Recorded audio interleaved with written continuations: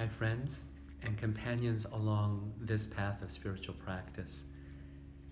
This Thanksgiving week, I find myself so grateful for this shared practice.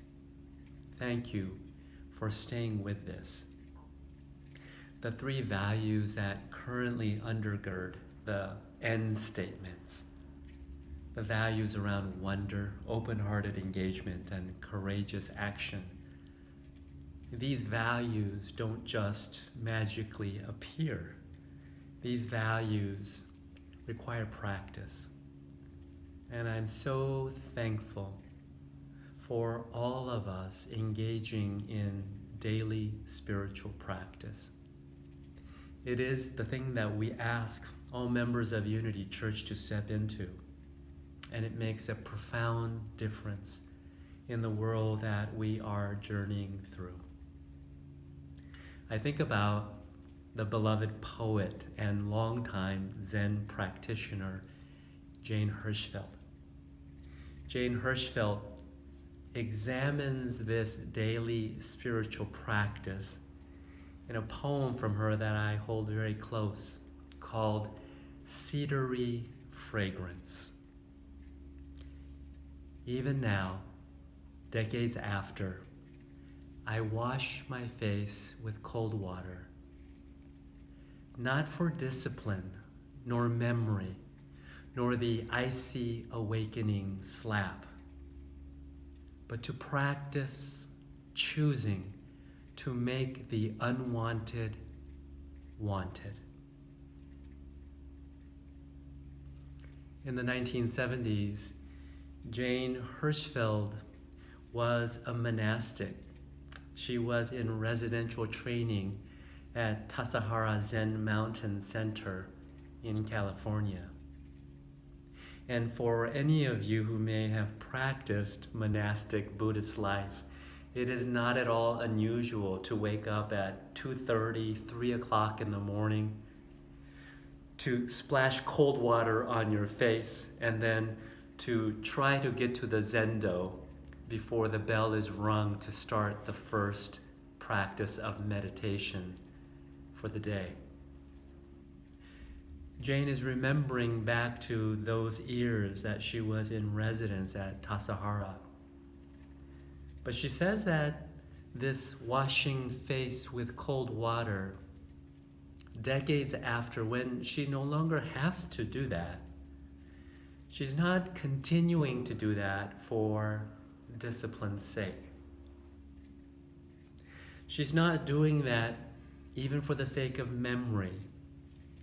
She remembers in many of her poetry and writings those formative days at Tassajara. But she's not doing this for memory's sake. And she says, nor for the icy awakening slap. The awakening, of course, is the essential aim of our Zen meditation practice. But Hirschfeld says that she's not even doing it for awakening's sake. She does away with all of those explanations, and she steps into the reason why. After all these decades, why she still has this daily spiritual practice of washing her face with cold water is for the sake of practice, choosing to make the unwanted wanted.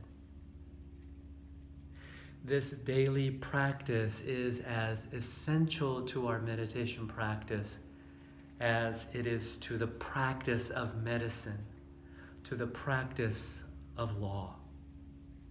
We know that spirituality is not something that we simply read about or hear sermons about. It asks of us practice, daily spiritual practice. We will only know the truth of this as ones who engage in such daily spiritual practice. And Hirschfeld says this practice is about choosing to make the unwanted wanted. It's about choosing because we have learned from science that even our emotional reality is not predetermined by things that have already happened. We actually have a choice. Rather than the reflexive reactions, we can carefully and wisely choose even what our emotional responses can be to situation following situation following situation. It is not predetermined in our brains. In fact, our environment and our intentions all work together, and we can choose how to wisely and compassionately respond. And as Hirschfeld said, this practice of choosing to make what is unwanted wanted, that we actually can create and make a different future, a different world. At the heart of all religious traditions that I'm aware of, the prophetic voice is about making the unwanted wanted. It is about care for the widow and the orphan, the marginalized, the lepers, the poor, the outcasts.